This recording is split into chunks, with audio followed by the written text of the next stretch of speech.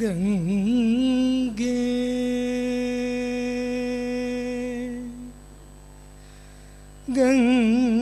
ഗംഗേ ഗംഗേ മാം പാഹി ഗംഗേ മാം പാഹി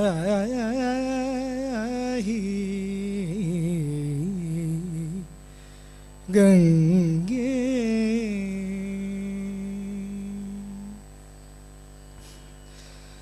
ഗംഗേ മാം പാഹി ഗംഗേ മാം പാഹി ഗംഗേ മാം പാഹി ഗിരീശ ശിരസ്ഥിതേ ഗംഗേ മാം പാഹി ഗിരീശ ശിരസ്ഥിതേ ഗംഗേ മാം പാഹി ഗിരീശ ശിരസ്ഥിതേ ഗംഗേ മാം പാഹി ഗിരീശ ശിരസ്ഥിതേ ഗംഭീരകായേ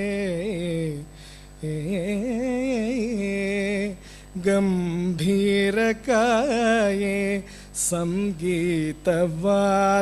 സംഗീതവാദ്യപ്രിയേ ഗംഗേ മാം പാഹി ഗിരീശ ശിരസ്ഥിതേ ഗംഭീരകായേ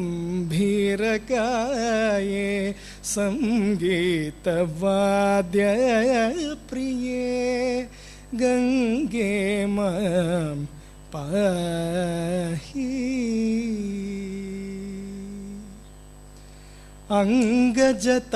അംഗജതാതമുദേ അസിവരുണ മധ്യേ അംഗജതാതമുദേ അസിവരുണ മധ്യേ അംഗജതാതമുദേ അസിവരുണ മധ്യേ അംഗജതാതമുദേ അസിവരുണ മധ്യേ അക്രൂര പൂജിതേ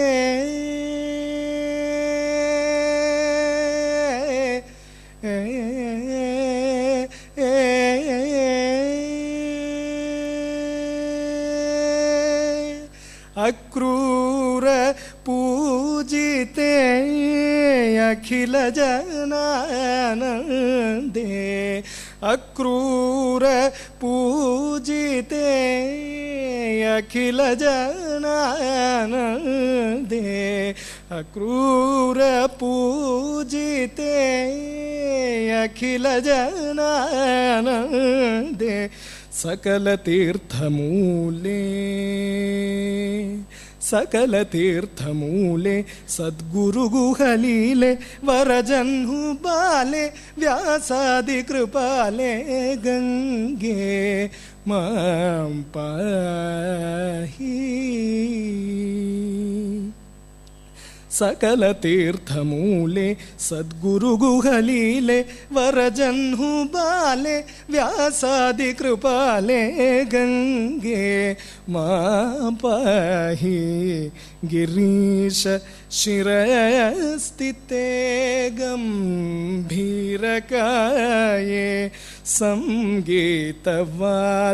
സംഗീതവാദ്യപ്രിയേ ഗംഗേ മാം പാഹി ഗംഗേ മാം പാഹി ഗംഗേ മാം പാഹി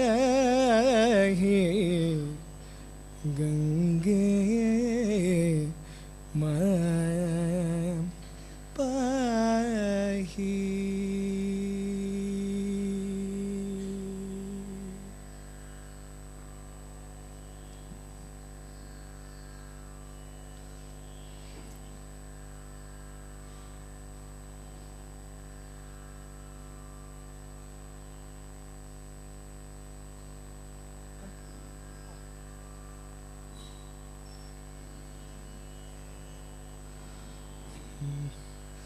സുജന ജീവന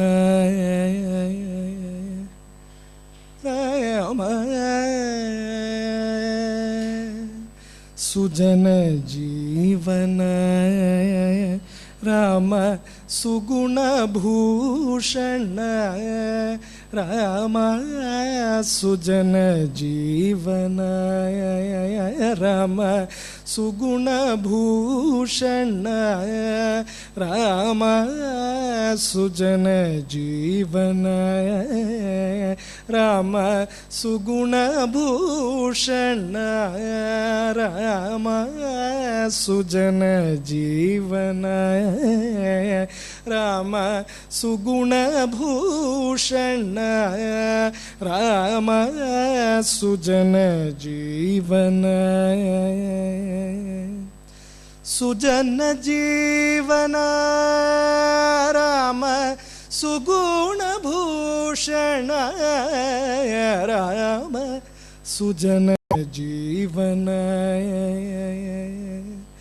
സുജന ജീവന രാമ സുഗുണഭൂഷണ രാമ സുജന ജീവന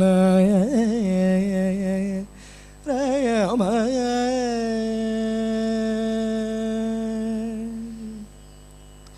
ഭുജഗ ഭൂഷണ രാമ രാമ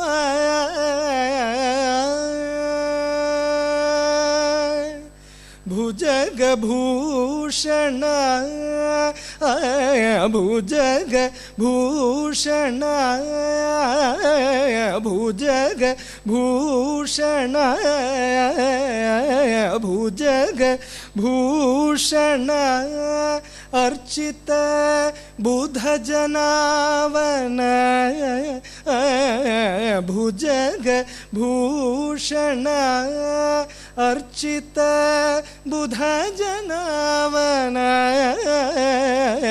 ഭുജഗ ഭൂഷണ അർച്ചിത ബുധജനാവന അജവന്ദിത ശ്രുതചന്ദന ദശതുരംഗമാമവ സുജന ജീവന അജവന്ദിത ശ്രുതചന്ദന ദശതുരംഗമാമവ സുജന ജീവന രാമ ചാരുനേത്ര ശ്രീകളത്ര ശ്രീരമ്യ ഗാത്ര താരകനാമ സുചരിത്ര ദശരഥ പുത്ര ചാരുനേത്ര ശ്രീകളത്ര ശ്രീരമ്യ ഗാത്ര താരകനാമ സുചരിത്ര ദശരഥ പുത്ര താരകാധിപാനന ധർമ്മപാലക താരകാധിപാനന ധർമ്മപാലക താരകാധിപാനന ധർമ്മപാലക താരയ രഘുവര നിർമ്മല ത്യാഗരാജ സന്നൂത സുജന ജീവന താരയ രഘുവര നിർമ്മല ത്യാഗരാജ സന്നൂത സുജന ജീവന രാമ സുഗുണഭൂഷണ രാമ സുജന ജീവന രാമ രാമ രാമ രാമ.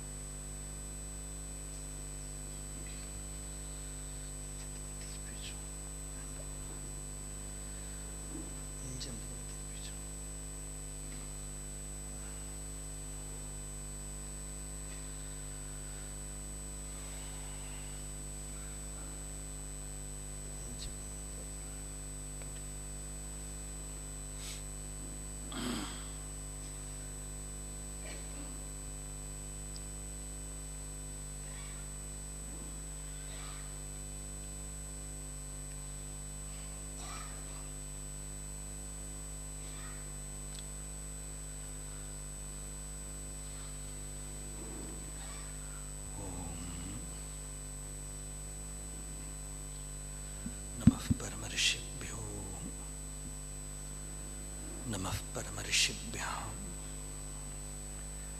ഹരി ഓം. അന്തരായതിമിരോപശാന്തയേ ശാന്തപാവനമചിന്ത്യ വൈഭവം തന്നരം വപുഷി കുഞ്ചരം മുഖേ മന്മഹേ കിമപി തുന്ദിലം മഹഃ. ഗുരുർബ്രഹ്മാ ഗുരുർവിഷ്ണു ഗുരുർദേവോ മഹേശ്വരഃ. ഗുരുസാക്ഷാത് പരം ബ്രഹ്മ തസ്മൈ ശ്രീ ഗുരവേ നമഃ. ഈശ്വരോ ഗുരുരാത്മേതി മൂർത്തിഭേദവിഭാഗിനീം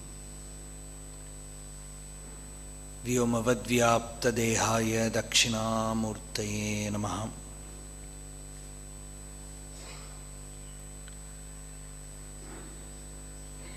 യസ്യാന്തന്നാദിമധ്യം നഹി കരചരണം നാമഗോത്രം ന സൂത്രം നോ ജാതിർനൈവ വർണ്ണാ ന ഭവതി പുരുഷോ നാനപുംസം ന ച സ്ത്രീം.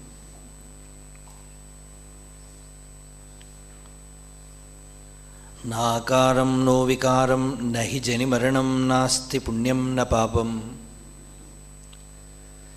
തത്വം നോ തത്വമേകം സഹജസമരസം സദ്ഗുരും തം നമാമി. സദാശിവസമാരംഭാം ശങ്കരാചാര്യമധ്യമാം അസ്മദാചാര്യപര്യന്താം വന്ദേ ഗുരുപരമ്പരാം. മൗനവ്യാഖ്യാ പ്രകടിതപരബ്രഹ്മതത്വം യുവാനം വർഷിഷ്ടാന്തേവ സദൃശിഗണൈരാവൃതം ബ്രഹ്മനിഷ്ഠൈഃ.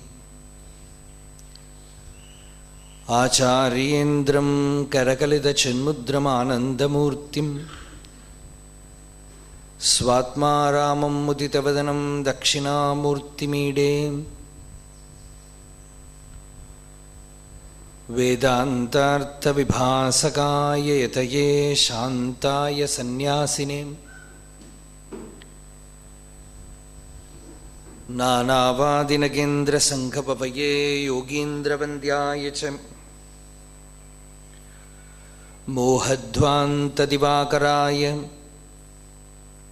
ഭഗവത്പാദാഭിതാം ബിഭ്രത്തെ തസ്മൈ ഭാഷ്യകൃതേ നമോസ്തു സതതം പൂർണ്ണായ ബോധാത്മനെ. അപാര സച്ചിത് സുഖവാരിരാശേഃ यस्योर्मिमात्रं भुवनं समस्तं गुहाहितं तं रमणं गभीरं चिन्ताविहीनं हृदि चिन्तयामि। देहं मृण्मयवज्जडात्मकमहं बुद्धिर्न तस्यास्त्यतो नाहं तत्तदभावसुप्तिसमये सिद्धात्मसद्भावतः कोऽहं भावयुतः कुतो वरधियां दृष्ट्वात्मनिष्ठात्मनां सोऽहं स्फूर्तितया अरुणाचलशिवः पूर्णो विभाति स्वयं। करुणापूर्णसुधाब्धे कबलितघनविश्वरूप किरणावल्यां यत्यरुणाचलत्वयि नदीवाब्धौ त्यक्त्वा विषयं बाह्यं रुद्धप्राणेन रुद्धमनसान्तस्त्वां ध्यायन् पश्यति योगी दीधितिम् अरुणाचलत्वयि महीयं ते।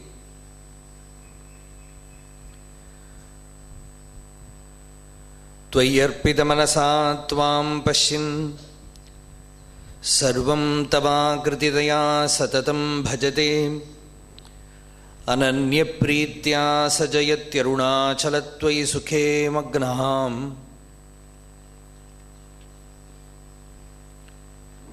हृदयकुहरमध्ये केवलं ब्रह्ममात्रं ह्यहमहमिति साक्षात् आत्मरूपेण भाति। हृदि विषमनसा स्वं चिन्वतामज्जता वां पवनचलनरोधाद् आत्मनिष्ठो भवत्वम्। यस्माज्जातं जगत्सर्वं यस्मिन्नेव प्रलीयते येनेदं धार्यते चैव तस्मै ज्ञानात्मने नमः। त्वा सर्वान् विशेषान् स्वपिति मधुरभुङ् मायया भोजयन्नहम् मायासङ्ख्यातुरीयं परम् अमृतम् अजं ब्रह्म यत्तन्नतोऽस्मि। अरुणाचलशिरोद्भूतसम्प्रदायप्रवर्तकं करुणार्णवमीडे तं रमणाख्यमहं महः। शोणप्रभं सोमकलावतंसं पाणिस्फुरत्पञ्जसरेक्षुचापं प्राणप्रियं नौमि पिनाकपाणेः कोणत्रयस्थं कुलदैवतं नः। Namami यामिनीनाथलेखालङ्कृतकुन्तलां भवानीं भवसन्तापनिर्वापणसुधानदीं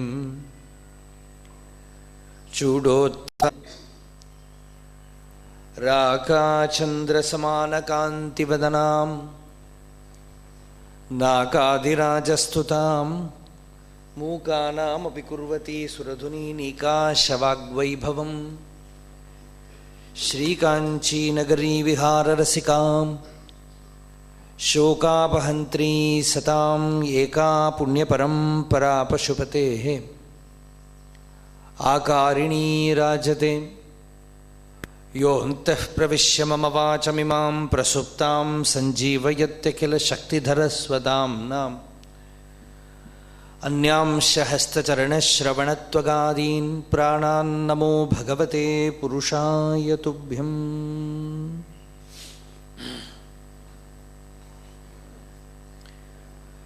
अरुणाचलवरर्केற்ற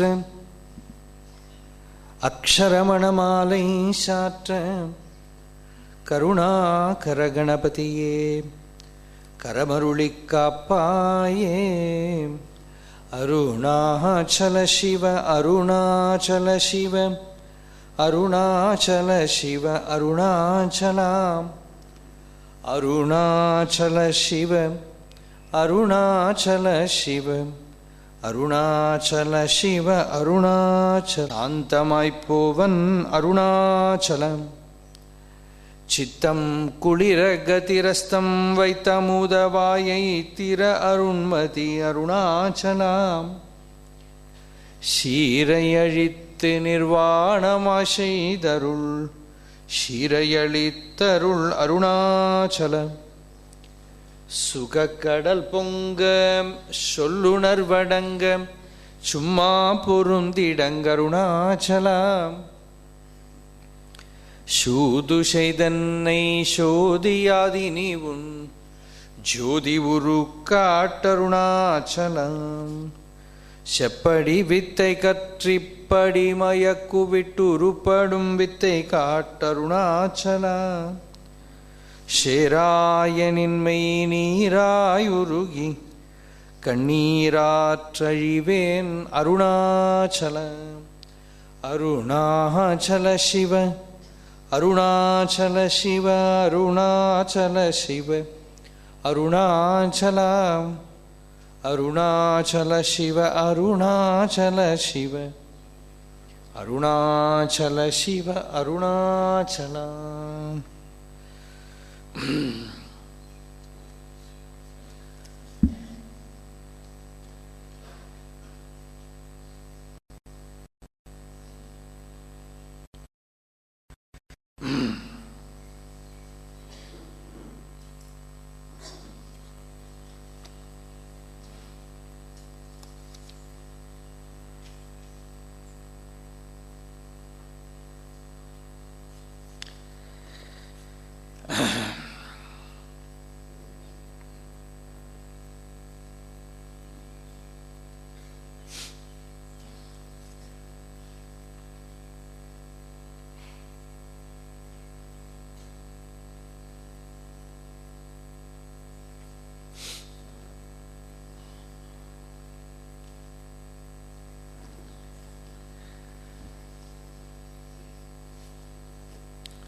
Ask for some kind of diksha. You put your hand in my head, bless me. And they also expect some kind of feeling of thrill and ecstasy, joy. But here, you will never dare to ask Arunachala for his blessing, because his blessing means killing you. Because everybody is afraid of death.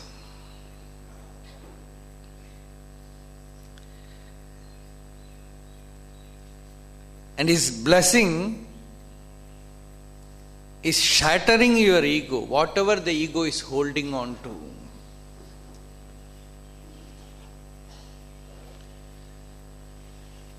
In Bhagavatam, Lord says, that is how I bless those whom I love. If I want to bless somebody, I will see to it that if he is a very rich person, I will make him a beggar. Yasya anugraham ichchami. Those whom I want to bless, tasya vittam haramyaham. He says, I will plunder their wealth. Make them walk in the streets. Yasya anugraham ichchami tad visho vidhunomyaham. He says, whom I want to bless, his pride I will shatter. Because that is the only way I can bless him. Only then he becomes fit enough to receive the grace. Sundara navana chair chair.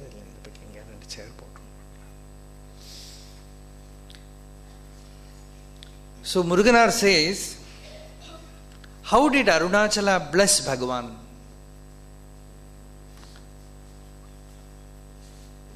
The very first blessing is giving death experience. Who will dare to have it? Bhagavan's life itself. Venkataraman, a mere lad who was irresistibly drawn by Arunachala, taking him as his sole refuge, was a picture of total renunciation. Having left behind hearth and home, kith and kin, and a carefree life with creature comforts. If Arunachala stood mute and immovable, equally rock like was the disciples' reliance on him. The poetic instinct of Murugan, the lad of his tuft of hair. The very first thing that Arunachala did is, when he came here, his head was tonsured. It is symbolic in our culture. When a man is made pauper, we will say he is tonsured. Mottai adittu. So first thing that Arunachala did to Bhagavan is removing his tuft of hair, crowning him with a tonsure, disrobing him and adorning him in a kaupinam. Even his cloth was removed. See, when Bhagavan was in Virupaksha cave, he had only one loin cloth, one small piece of cloth. That also there was a hole in it. It got torn. So he took a thorn from the jungle and used it as a needle and removed a thread from the same kaupina and stitched it, got it stitched and wore it. And in that state, Bhagavan says, I lived like an emperor. Because the desirelessness had that freedom. And he had only one towel with lot of holes. See, in this Puranas, the god of Devas, the king of Devas, Indra, he is called Sahasraksha, one with 1,000 eyes. So Muruganar says, every day watching Bhagavan doing this, and he knew that the cloth was totally in a shattered condition, and he said, Swami, you know, in those days, governor was the most respected person. So this boy says, Swami, you know, governor is coming to Tiruvannamalai to have a look at your towel. Will you show him? Will you give him that? Bhagavan said, no, I will not give him. So that was Bhagavan's condition when he was living here, disrobing him of his dhoti and shirt and adorning him in a kaupinam, robing him of his money. The welcome feast you provided well after a day of starvation. First day there was no food.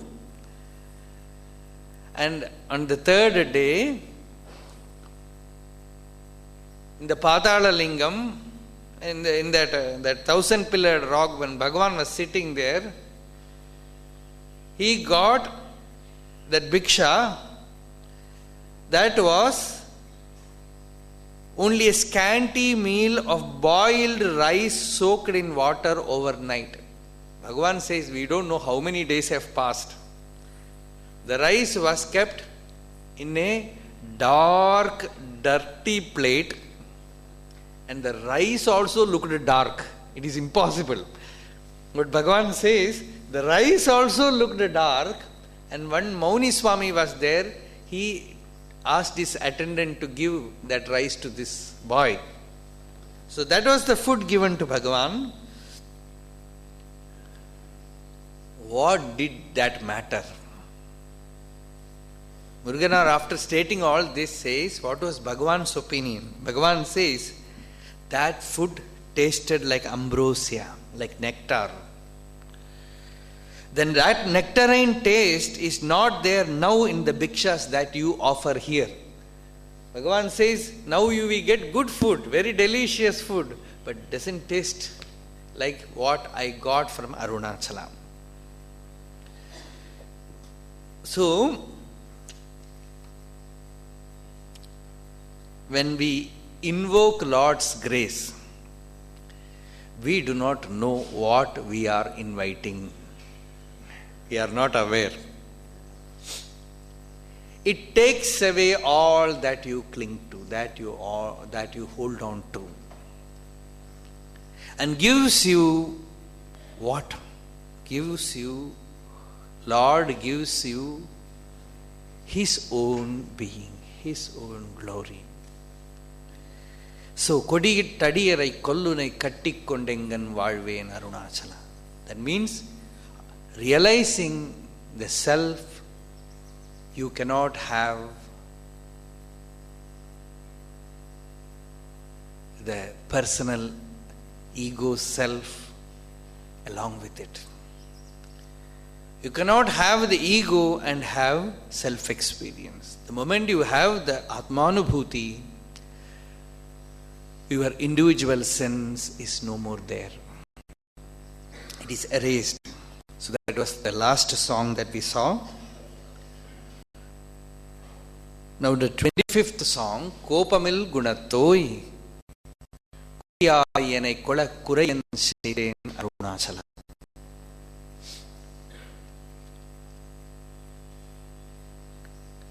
Kopamil Gunathoi, usually Shiva is pictured as having anger. Even the Vedas, every day, evening, 5 o'clock, we start with Rudram in Bhagavan's Sannidhi. And that Rudram starts with, O Lord, prostrations to your anger. Namaste Rudramanyava Utota Ishave Namaha. Lord, prostrations to your anger. I bow to your weapon. I bow to your bow, your arrow. These are all there. The anger is focused on your ego. But here Bhagavan says, that is not your anger, that is your compassion. Kopamil Gunathoi, you do not have any anger because you are the self. Out of immense compassion, you aimed your weapon at me. Kuriyayenai kola. See, the Upanishad says, when the Guru, you live with the Guru, he is carrying a bow.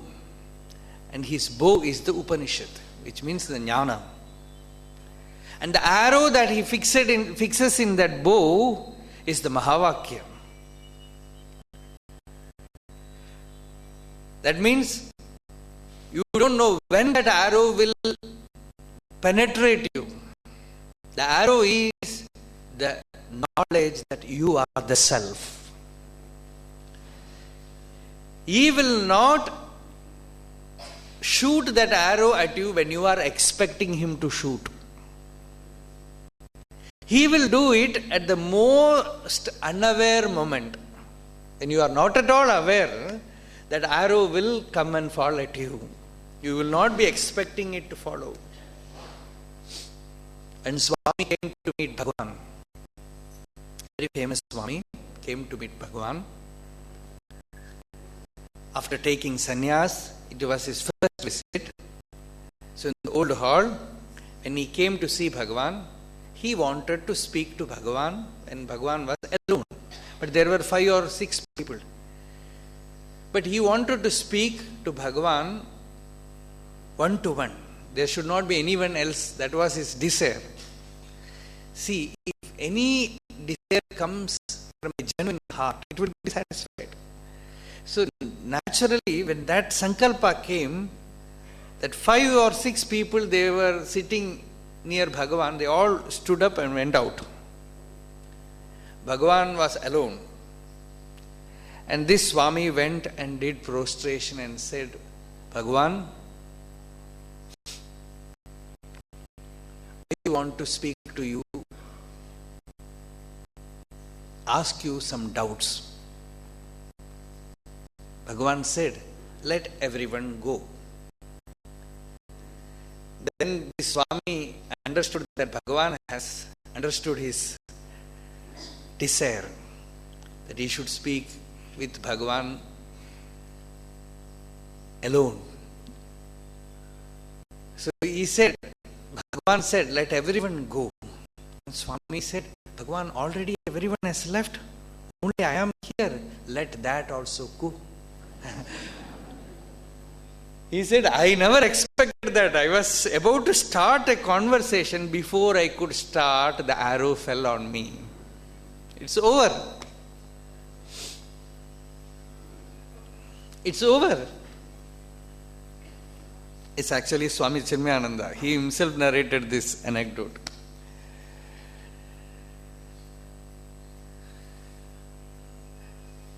Before he could start, it is over. So kuri means that lakshya, that focus. The Master's grace is like an arrow which penetrates your heart and moves out with your ego. It means, what tapas have I done? It only means what austerity, what penance have I performed to receive your grace. Instead of saying that, Bhagavan is putting it in another way, to shoot your arrow at me. What wrong did I do? Kurayan Shaitain Arunachala. What deeds of merit have I done is the real meaning.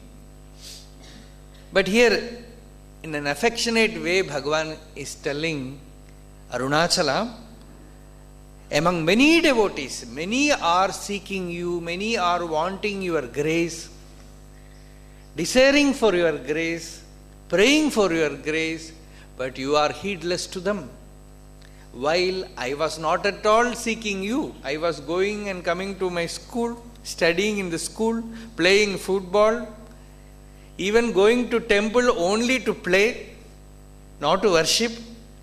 At such a stage, you spread your web of grace and caught me in it, and took me near you and swallowed me, finished me off like a spider catching a creature.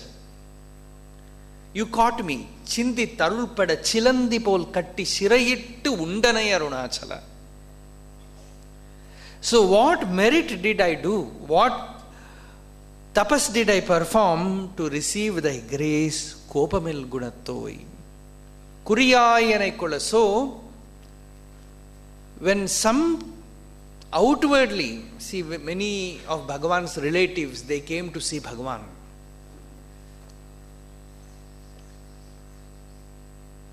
There was one boyhood friend of Bhagavan. His name was Mani Iyer. His brother Rangan is also very close with Bhagavan. You know, he was called as Rogue Mani, Pokri Mani. Rogue in Islam. He was called a rogue in the village. So, his mother one day was accompanied by her son, was going to Tirupati temple. On the way they came to Tiruvannamalai, and they had a visit in Arunachaleshwara temple. Then she was a very close friend of Ayagammal, Bhagavan's mother. So she said to her son, shall we go and meet our Venkataraman who is living in Virupaksha cave? This Mani, he said, I don't want to come and see him. They say he is living like a beggar, wearing only a loin cloth. These are all mere deceptive vesha. It is mere deception. I don't want to come and see him. If I come there, I will catch hold of his ear and bring him back to Madurai.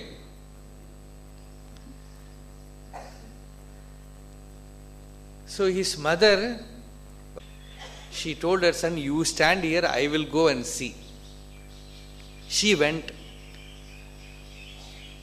to the Virupaksha cave. This person, Mani, who was standing in the temple, suddenly felt, why not I also go and see what has happened to that boy? So he also rushed behind, followed his mother. By the time his mother has reached there, she was looking at Bhagavan and weeping.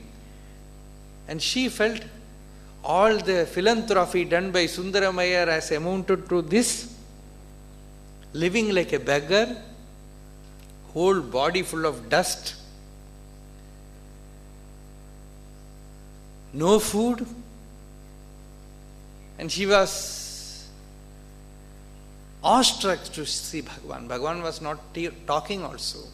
By the time her son came, and he wanted to look at his friend, but the moment he saw Bhagavan, he didn't see his boyhood friend, he saw Arunachala himself sitting there. As Humphrey said, his body was like a dead corpse, but through his eyes, God was radiating terrifically. He fell flat before Bhagavan, started weeping. Bhagavan simply kept quiet, no response. He then took his mother and back to her native village, and he returned to Tiruvannamalai and often came to visit Bhagavan. One day he caught hold of Bhagavan's feet and said, "Many sins, please rescue me, pour your grace on me." And he caught hold of Bhagavan's feet and Bhagavan said, "Mani, leave. Vidu. In Tamil, Bhagavan said, Vidu. Shiva na iru. That is Bhagavan's, it's a common usage. Bhagavan said, keep quiet, Shiva. You know, that person, he started dancing. He said, he started in delight, he was screaming, Bhagavan has given me Upadesha. From that moment onwards, he started chanting Shiva. That Nama got mingled with his mind, with his breath, with his blood. His whole system was filled with that two-lettered mantra, Shiva. And in his old days, he used to do Shayana Pradakshina, roll around Bhagavan's room, chanting Shiva. Vishwanatha Swami has written about him in some old issue of Mountain Path, where Vishwanatha Swami has written, he looked so radiant. Bhagavan did not directly give him Upadesha. He simply said, keep quiet, Mani, leave me, Shiva. And that was enough. And that Shiva simply possessed him, caught hold of him, started reverberating within him. So the grace wants some vehicle. Sometimes Guru's anger also can become a blessing. Kopam. Sometimes death also can become a blessing. In all the Puranas, God has only one way of blessing certain devotees, that is by killing them. See, one attendant of Vishnu, two of them, they got a curse from Vaikunta, Jaya and Vijaya, because they did something wrong to saints. In our tradition, even if you do something wrong to God, it will be forgiven. But if you do something wrong to a saint, it is unpardonable. So they did not permit these 4 sages to see Vishnu, because they were the gods, gatekeepers. They said, no, you cannot go. They cursed them, you will be born as asuras, as demons. Then Lord appeared there and they said, Lord, see, we did our duty, but we got this curse. Lord said, does not matter. Without jnana, you cannot attain me. Even if you remain in Vaikuntha, if you have vasana, you have to remove that. So the vasana is hidden in you. So you have to take birth. But tell me, I will give you two choice. You can come to me by love. You can come to me by fighting with me. But if you start loving me, it will take a long period to come. But if you start fighting me, you will come quickly. I will kill you and redeem you. They said it is better to come back soon. So we will take the second path, we will fight with you. Born as Hiranyaksha and Hiranyakashipu, constantly they were hating the Lord outwardly. See the mystery of it. See, when we look at the world, certain people are good people. And certain people we say they are all terrorists, they are all bad people. But who knows what is hidden in them? We only see what they do outwardly. The ultimate truth is everyone is the self. But outwardly certain persons, they are very noble, very devout. And certain people, outwardly they are all evil. But Bhagavatam says this Hiranyaksha and Hiranyakashipu, creating so much trouble in the world, lived ever in samadhi. Because there was not a single moment when they were not thinking about Vishnu through hatred. So that was their path. So ultimately why this story is narrated, you cannot judge anyone in the world. In spite of their good or bad, you have to see that they are the Atman, they are the self. There your work is over. If you start analyzing what is the nature of that person, what he is doing, how is his mind working, you will not be able to see the self in him. To see the self means not to see the upadhi, not to see the limitation, not to see the body, not to see the mind, not to see the person.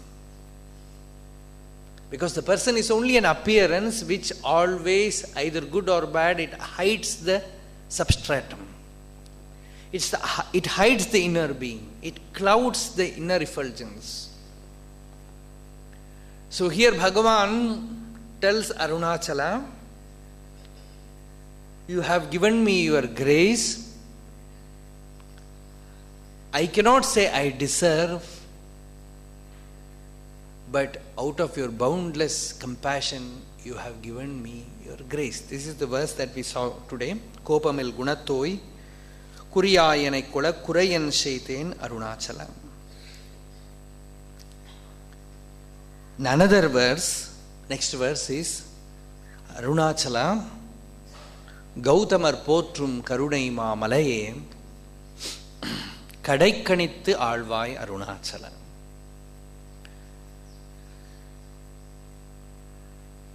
Tiruvannamalai, the presiding sage perhaps is Gautama. Sage Gautama. This Gautama is connected with Tiruchuri also. In Tiruchuri also he is the presiding sage. And in Tiruvannamalai also Gautama's ashram was in Tiruvannamalai.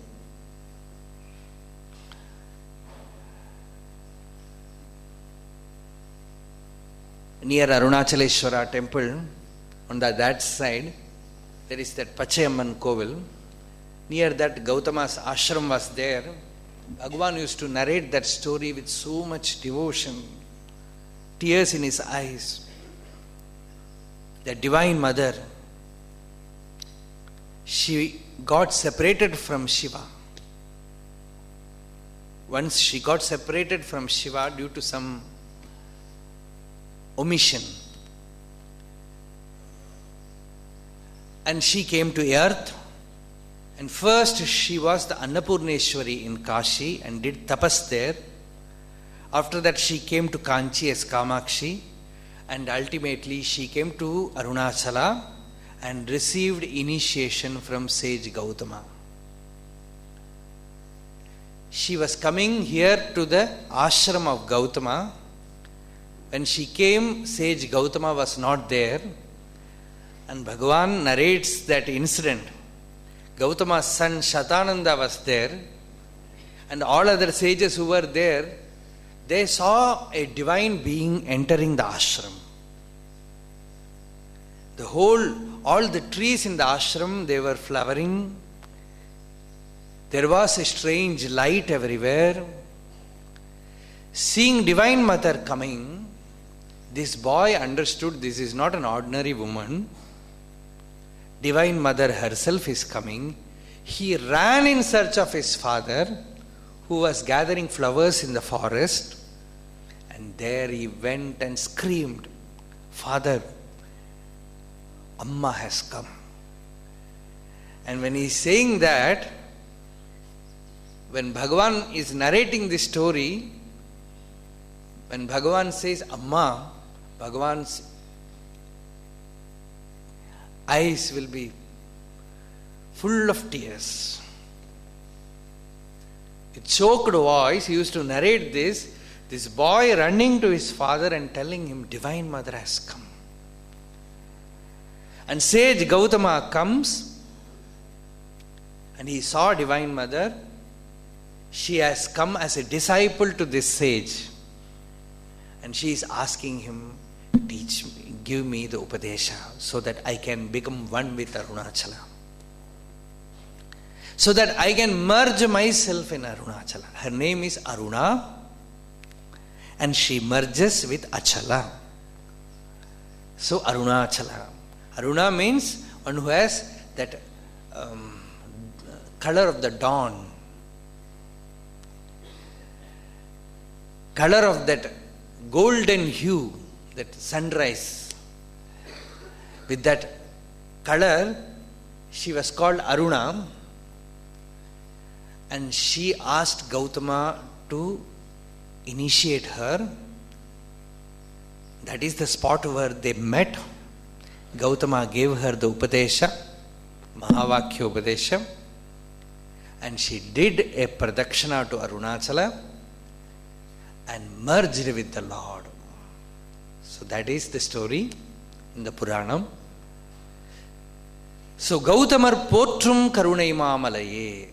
Bhagavan is remembering sage Gautama and says, O compassionate hill, you are being worshipped by sage Gautama in the Yor. Gautamar Potrum Karunaimaamalaye. Arunachala.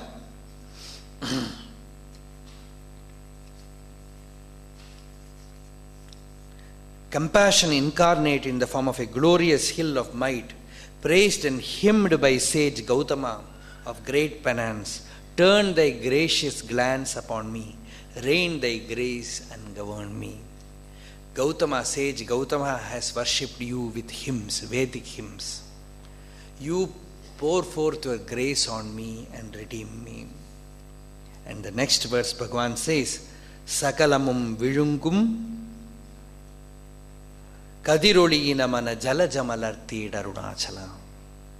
All these songs are a prayer for that Upadesha, for the teaching.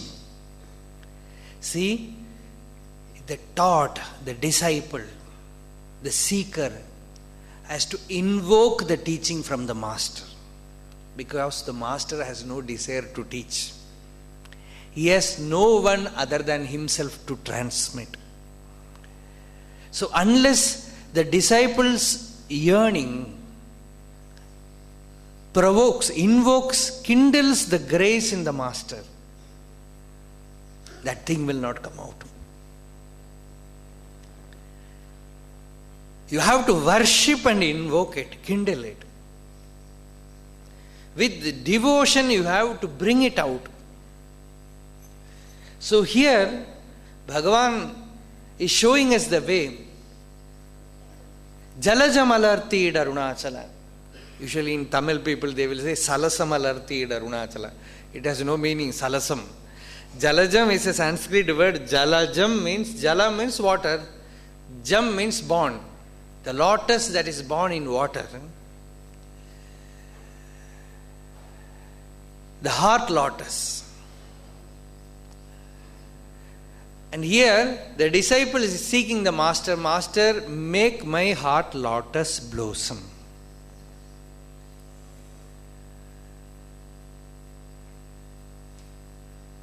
Show thy grace and make me recognize the inner being, the inner self.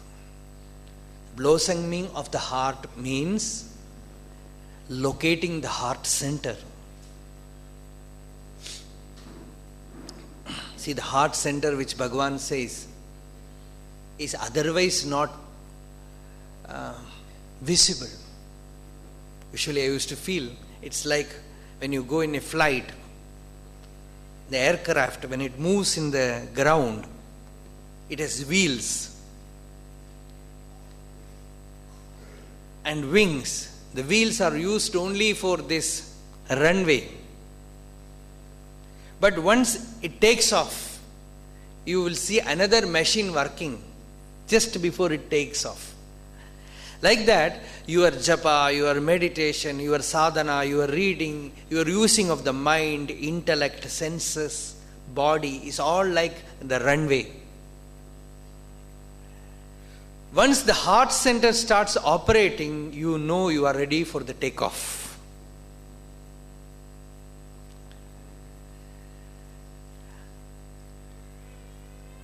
How can we recognize that center is usually asked. You will recognize only when it starts working. Otherwise, there is no place where it is located. It is not an object. It is the power of the grace. And once it starts operating, you are able to recognize the spurti which Bhagavan says. The spurti. That is the word of Bhagavan, pulsation of I within you. Otherwise not visible. And devotees, they read Bhagavan's talks or who am I? They ask, I ask who am I? Nothing comes out. What to do?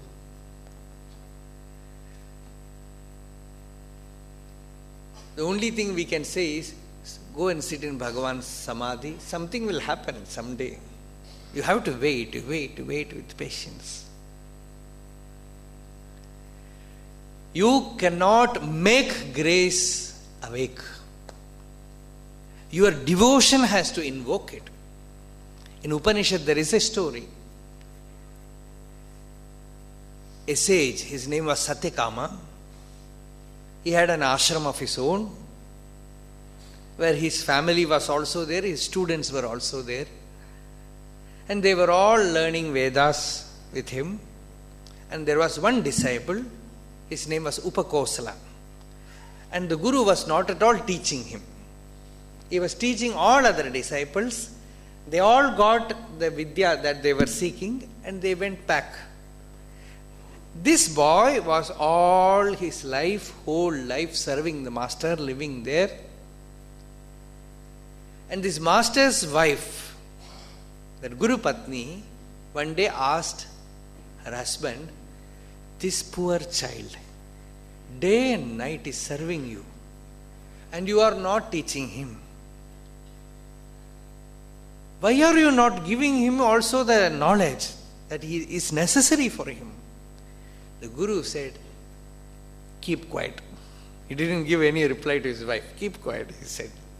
And one day he went for a long tour, this Guru. And these sages, they have 3 fires. Ahavani Agni, Garhapati Agni and Dakshina Agni. So every day they have to worship these 3 fires. And if suppose the person is not there, his wife can do or his disciples can do.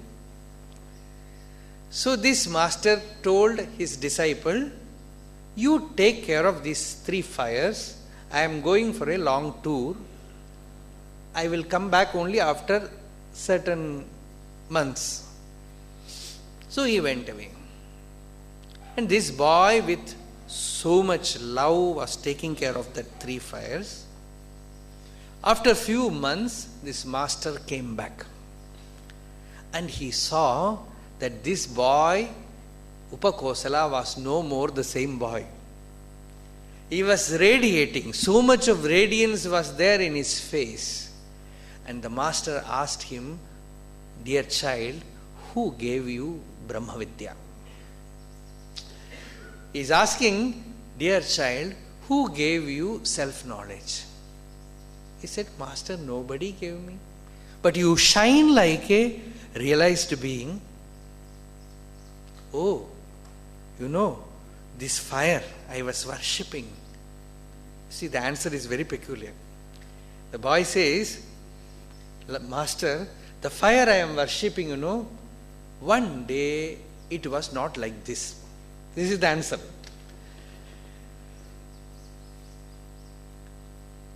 That was the answer.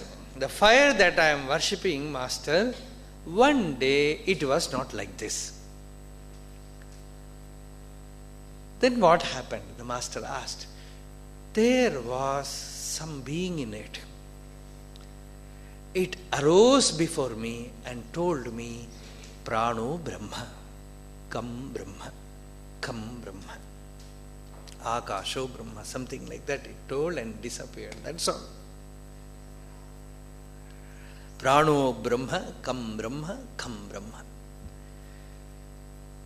That is the Upanishadic mantra. You have to go into it. Brahman, that absolute truth, is mere space. Absolute truth is joy. Absolute truth is within you as prana. This is the teaching, nothing else. And the boy got enlightened without being aware what has happened to him. And the master comes back and recognized that the seed is sown.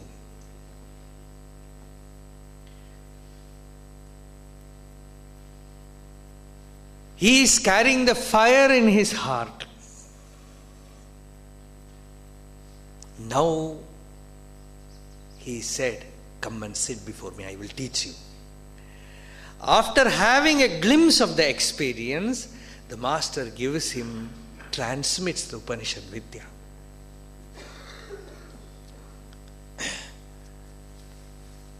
So grace, which makes the heart blossom. The heart blossoming is a poetic expression. Don't imagine a flower in your heart. No? Blossoming of the heart means you are able to hold on to the awareness, or you are able to feel the pulsation of I within you.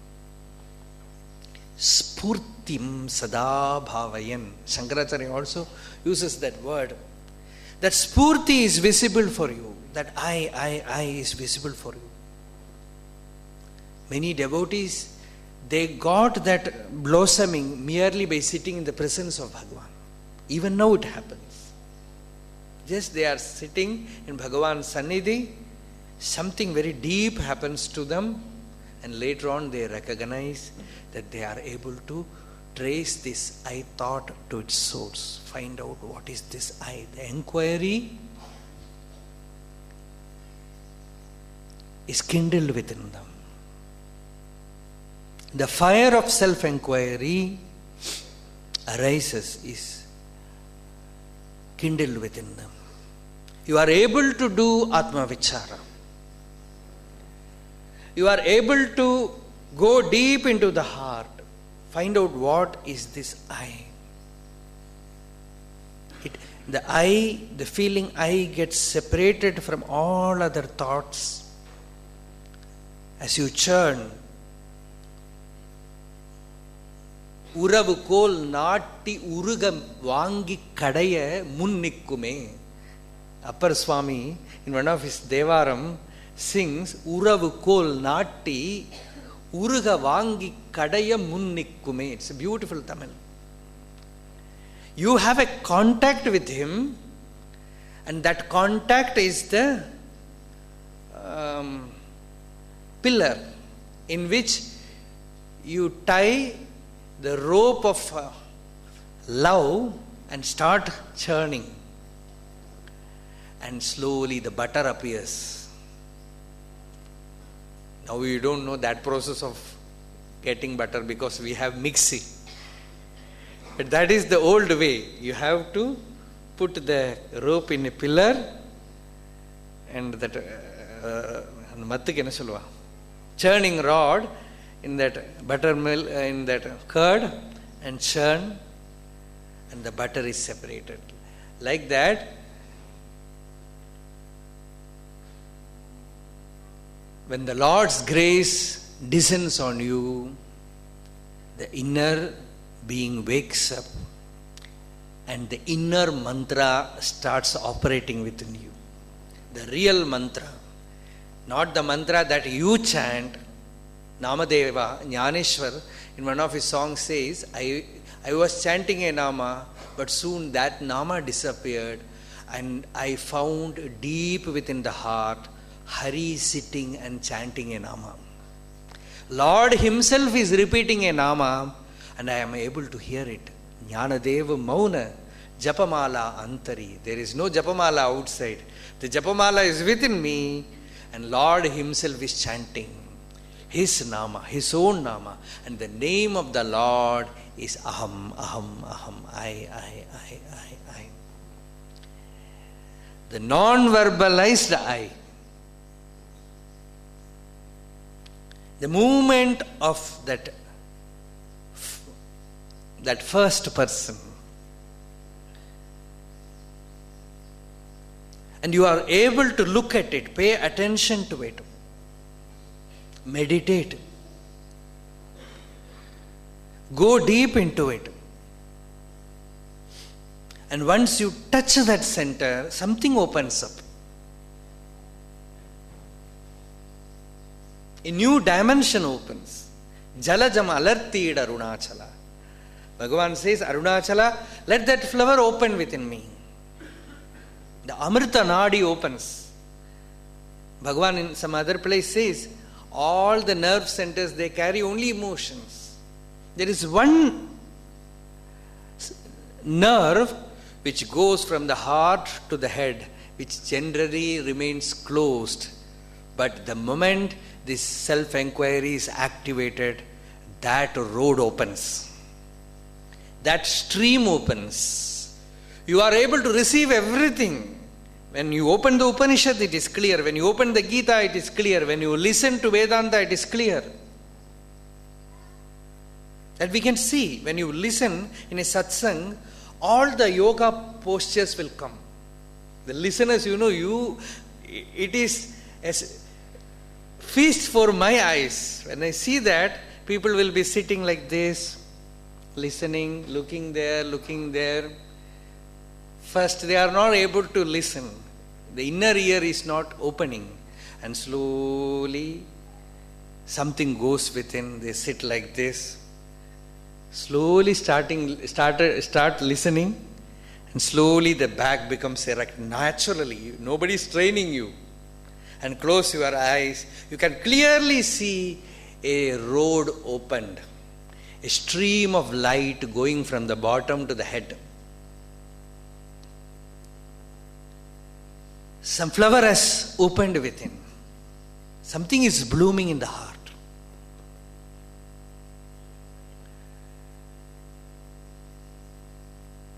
Jalajamalarti Arunachala. Bhagavan says, oh Arunachala, make the heart lotus blossom. Sakalamum vizhungum kadiroli. And when the heart lotus opens, a effulgence comes from the heart which swallows the body, which swallows the mind, which swallows the ego, which swallows the world, which swallows everything. Sakalamum vizhungum. It swallows everything. You see, the word Atma, you know the word Atma. Usually we use self. But in Sanskrit, the word is Atman. That word means that which swallows. Ti iti Atma. Atma means that which swallows everything.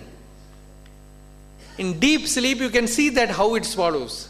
When you go to deep sleep, it swallows the mind, it swallows the body, it swallows the ego, it swallows the world, and remains all alone.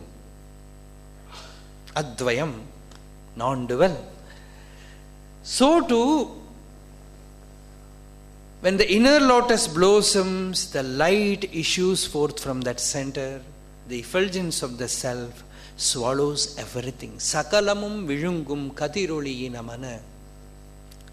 Jalajamalarti Arunachalam.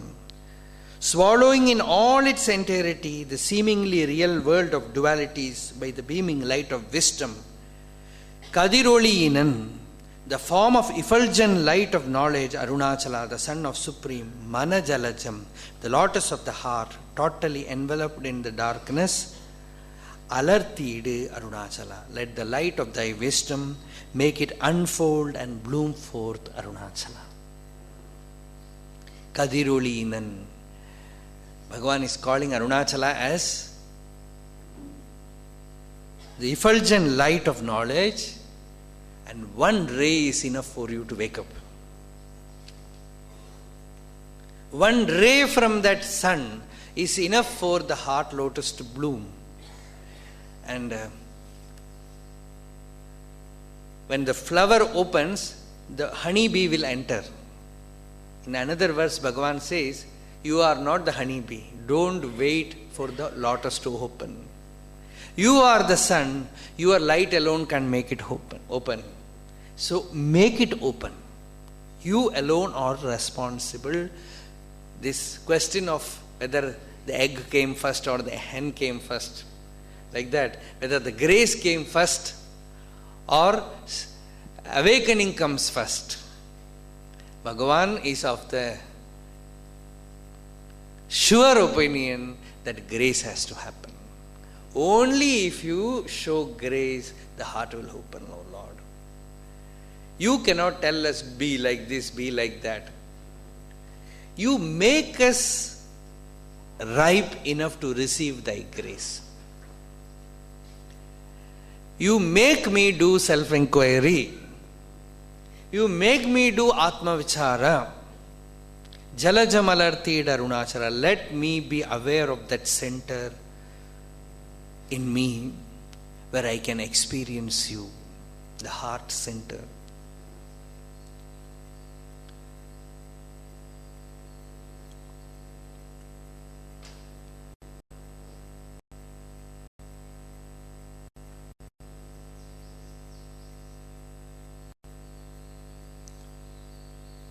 Unless that center is located, Atma Vichara will look only theoretical. Book, everything is very precise, very clear. And Bhagavan also says, very simple, too simple. Ayye ati sulabham. And in the last song, Bhagavan says, grace is necessary. Arulum venume. Anbu poonume. And Bhagavan shows us way. Show devotion. Practice devotion. Worship Him. Plead to Him so that the grace will wake up.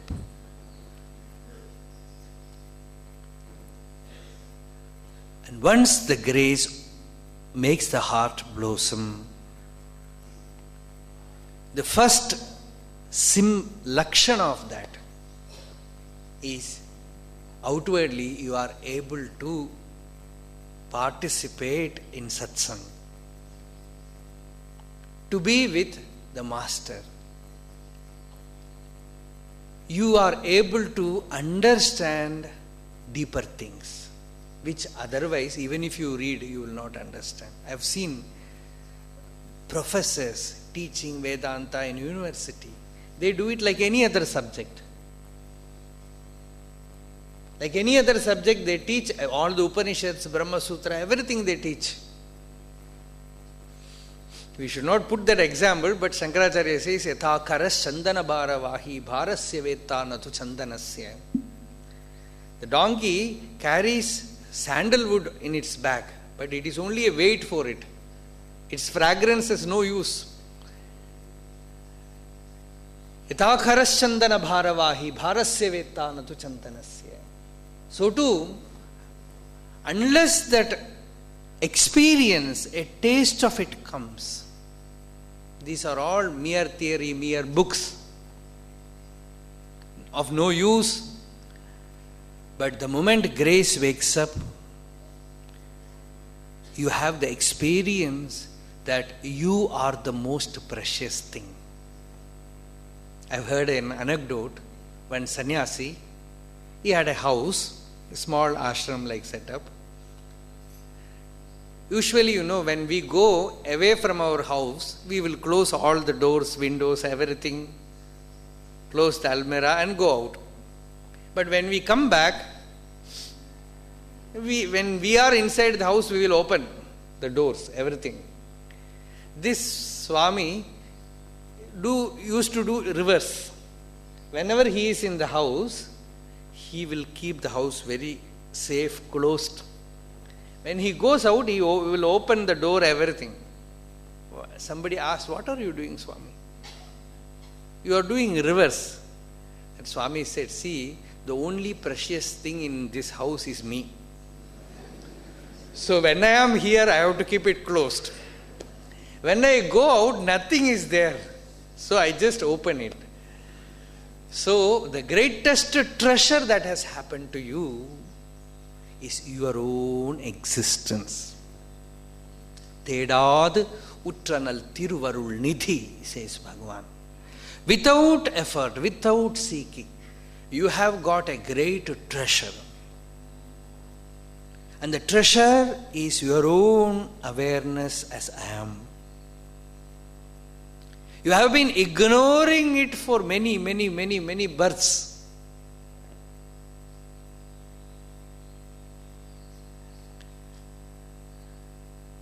Paying attention to everything from an atom,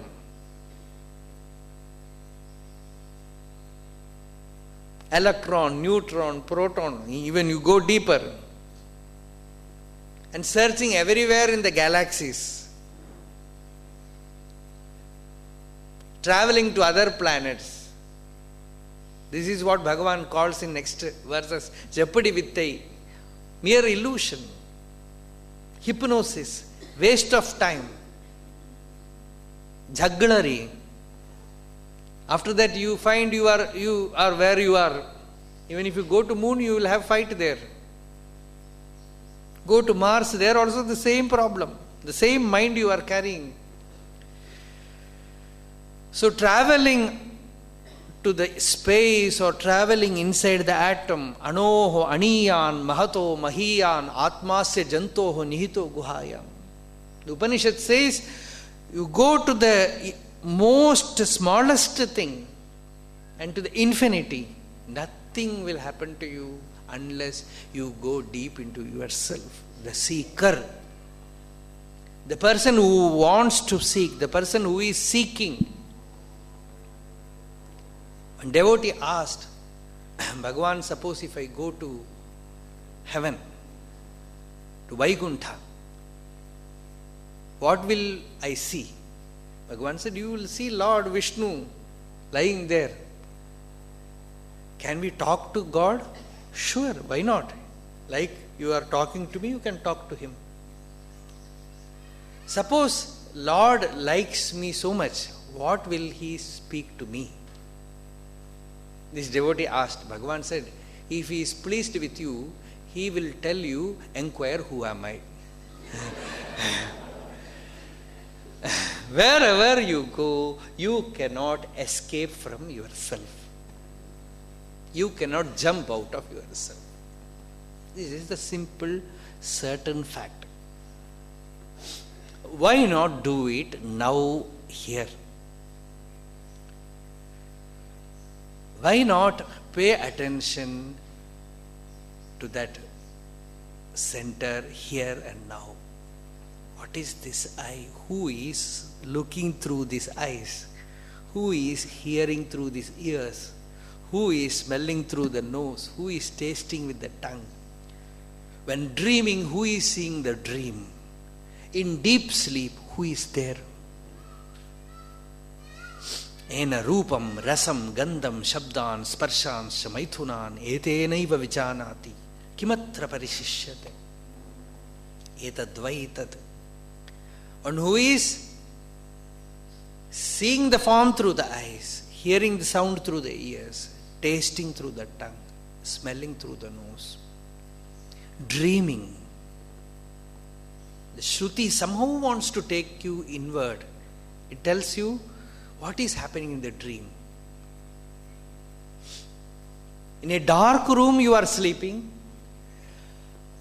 All the lights you have put off, and from where the light came. Even a blind man will dream. There is light inside. Nobody is blind. You cannot lose that eye. The inner eye you can never lose.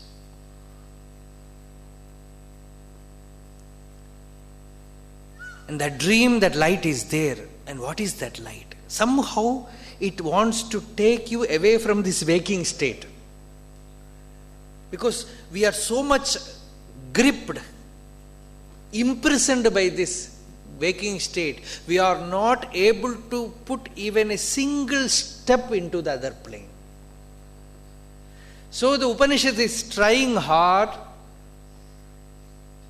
to take you, make you transcend to that plane of dream where you see light. Esha Purusha Swayam Jyotihi. Brihadaranyaka Upanishad says, there you see that you don't need an outer light. Light is within you. The inner light makes you see everything. You don't need these eyes to see. You are seeing the dream without eyes. You are hearing in the dream without ears. You are smelling without nose. You are tasting without tongue. And the entire intelligence is condensed in deep sleep. It becomes one mass of intelligence.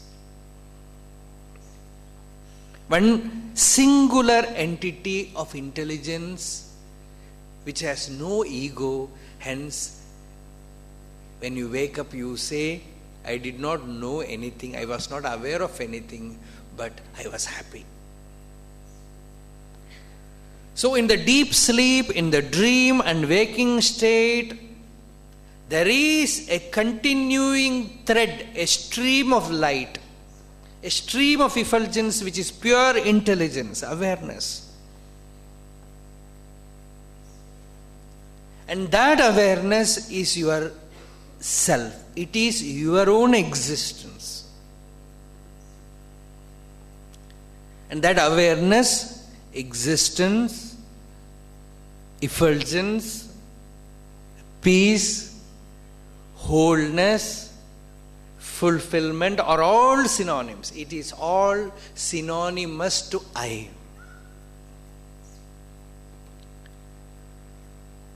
So when you seek the I, that one mantra if you hold on, hold within, that I will reveal this divisionless space, this boundless space within you. The real nature of Arunachala will be known only when the I is known. When Bhagavan one day was, in those days, from Bhagavan's old hall, Arunachala was visible very clearly. So Bhagavan was looking, gazing at Arunachala.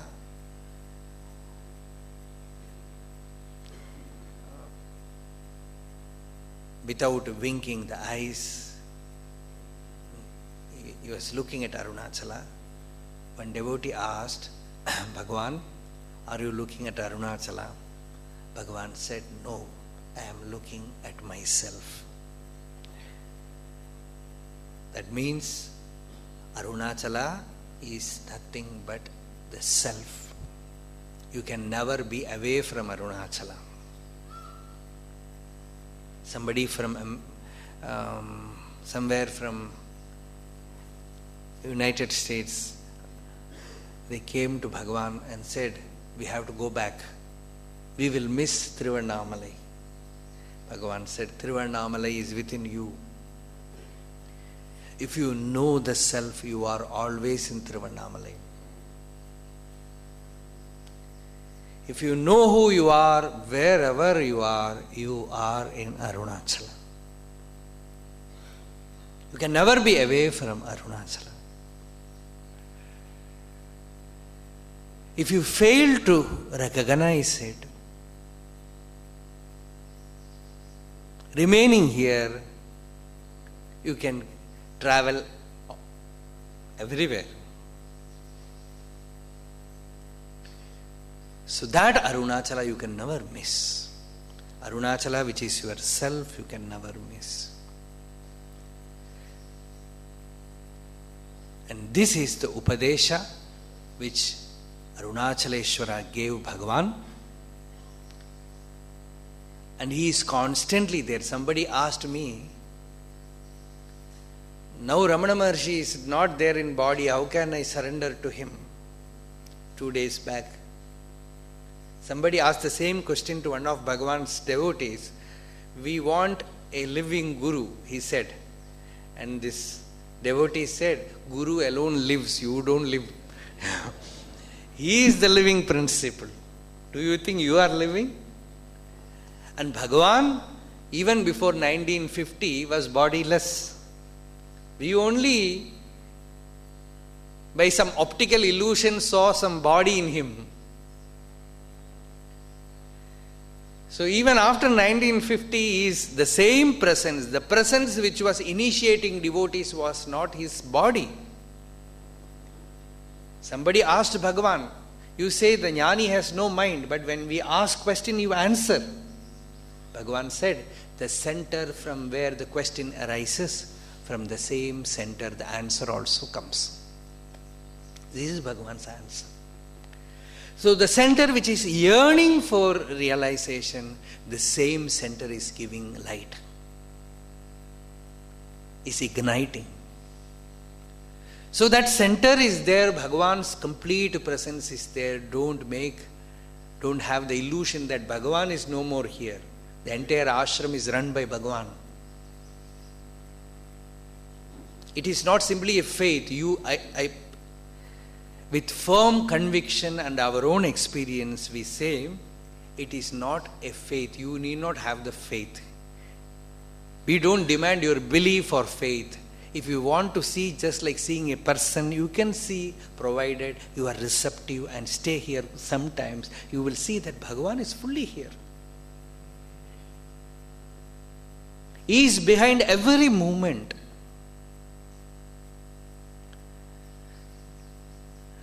And Bhagavan's Guru is here. The Guru who initiated Bhagavan, he is physically here. The physical body which Bhagavan worshipped is here. Arunachala is here.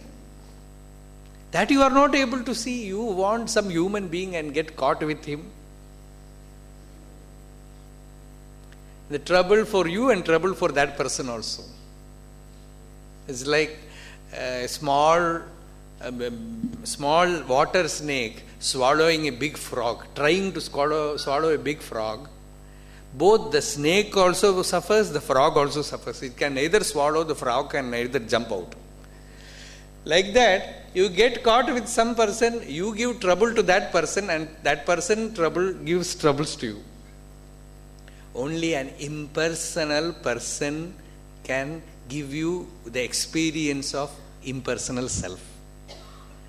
A person who is also a person can only enslave you.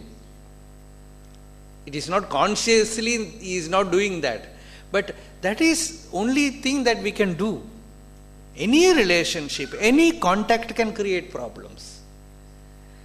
That is why you have to learn that art of seeing only that supreme Guru in a person. You can have anyone as your Guru. You can worship everyone as, you can have many Gurus. This is a confusion which seekers have. You can have anyone you can worship as Guru, but see only that Supreme Master and be concerned only with self-knowledge, not with what that Guru does, what is his life, what is his personal details. No. Just like worshipping in a temple, worship and take the knowledge and go.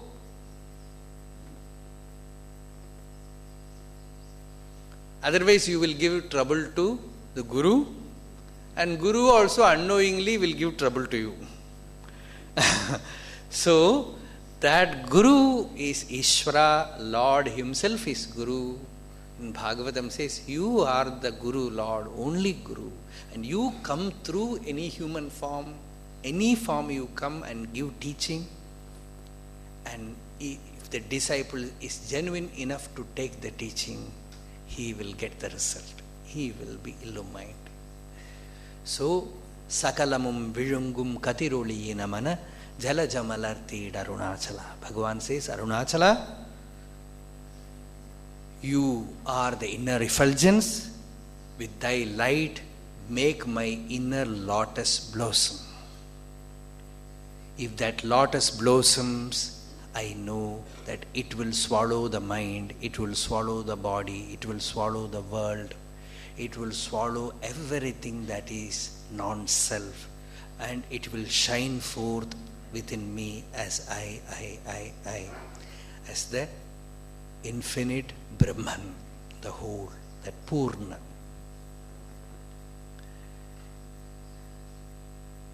And once you know that Purna, you know that everything is Purna. You are Purna, the world is Purna. There is no one ignorant. Nothing other than whole can happen. There cannot be two infinite. If there is two infinite, one will make the other finite. Infinite means one. The moment you know the infinite, there is only one, no two. And that experiential wisdom makes you also infinite. Jnanena akashakalpena dharman yoga ganopaman Nyeya abhinnena sambuddha tam vande dvipadam varam. Shankaracharya puts forth a verse in Gaudapada Karika. It's there in Gaudapada Karika, where the Guru, who is this Guru who is giving teaching? See, the Guru has no senses, no mind. He is like the infinite space. And the knowledge he gives you is also like the infinite space. The moment you receive that knowledge, you will be infinite space. So, the teacher is the boundless space, the teaching is the boundless space, and the receiver is also boundless. The transmission is boundless. One who transmits this knowledge and walks in the earth in his two legs, I worship him, says Gaudapada Karika. That is, with that infinite wisdom, he walks as a person, appearing as an embodied being. I worship him. Dvipadam Varam, the greatest amongst men who walks the earth, is that enlightened being whose wisdom is infinite like the space. And when he looks at you as infinite space and transmits that knowledge which transforms you as divisionless, whole, Purna. So all these 7 days, we had a very sacred communion, sacred experience of Bhagavan's presence, Aksharamanamalai. Last year and year before last, we started this session, and this is our third session, and we have reached only verse 25. So, we will continue and see. And by the time, you have a lot of time to listen again and again.